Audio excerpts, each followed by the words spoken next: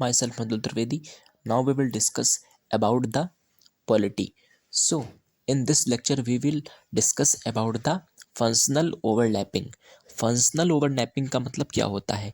It means if any branch of government fails to do its duty, और अगर कोई भी गवर्नमेंट की ब्रांच गवर्नमेंट की मतलब क्या है, जैसे कि एग्जेक्टिव हो गई, जुडिशरी हो गई या पार्लियामेंट हो गई, वो अपनी ड्यूटी को परफॉर्म करते समय क्या हो जाए, फेल हो जाए, then other branch will balance it. तो क्या होगा, दूसरी ब्रांच क्या करेगी गवर्नमेंट की, जैसे कि अगर पार्लियामेंट है तो उसने अच्छे से कोई लॉ नहीं बनाया, तो फिर क्या होगा, जुडिशरी लॉ बना करके क्या करेगी, उसमें हस्तक्षेप करेगी पार्लियामेंट के लॉ बनाने में। तो फिर क्या होगा, उस ओवरलैपिंग के थ्रू दूसरी मतलब जुडिशरी दूसरी ब्रांच है, थ्री ब्रांच है गवर्नमेंट की। एक कौन सी है, एक है पार्लियामेंट, दूसरी है जुडिशरी, तीसरी है एग्जेक्टिव।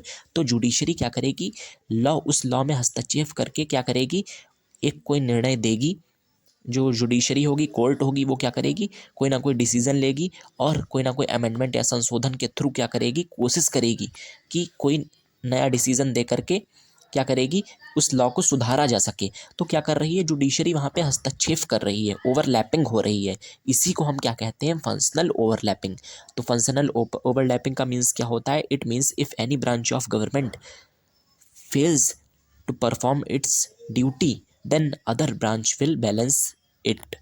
तो दूसरी ब्रांच गवर्नमेंट की क्या करेगी, उसे बैलेंस कर देगी। अब थ्री टाइप की ओवरलैपिंग होती है फंक्शनल ओवरलैपिंग में, थ्री टाइप्स हैं इसके। कौन कौन सी? फर्स्ट है overlapping of legislature and judiciary. इसमें क्या होता है, जो गवर्नमेंट है और जुडिशरी है उनके बीच में ओवरलैपिंग होती है। जैसे कि एग्जांपल, तो इसमें क्या हो सकता है, जो लेजिस्लेचर कैन रिमूव द जजेस। जो अगर कोई ऐसी सिचुएशन बने कि जज फ्रॉड कर रहे हैं, जज ठीक से डिसीजन नहीं दे रहे हैं, तो क्या करेगी, लेजिस्लेचर चाहे तो रिमूव कर सकती है जजेस को। और parliament can overturn the judgement of the court. जो पार्लियामेंट है वो कई बार अगर कोर्ट ने डिसीजन सही नहीं लिया, तो जो पार्लियामेंट है वो क्या कर सकती है, उनके जजमेंट को फॉलो नहीं भी कर सकती है। क्यों? क्योंकि जजमेंट सही नहीं था, उसे किसी ना किसी अमेंडमेंट के थ्रू नकार सकती है। क्यों? अगर जजमेंट ठीक नहीं होगा तो। If parliament does not follow the idea of justice, so supreme court can make a law to ensure justice. और सुप्रीम कोर्ट भी अगर चाहे तो लॉ बनाने के लिए क्या कर सकती है, जस्टिस लाने के लिए। जो अगर पार्लियामेंट ने अच्छे से लॉ नहीं बनाया तो वो लॉ लेकर के आ जाएगी।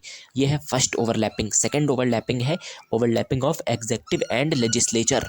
तो एग्जेक्टिव और लेजिस्लेचर की ओवरलैपिंग कैसे हो सकती है, इसमें क्या पॉइंट हो सकते हैं, when parliament is not in session. अगर पार्लियामेंट सेशन में नहीं है, सो जो प्रेसिडेंट है वो ऑर्डिनेंस भेज सकता है।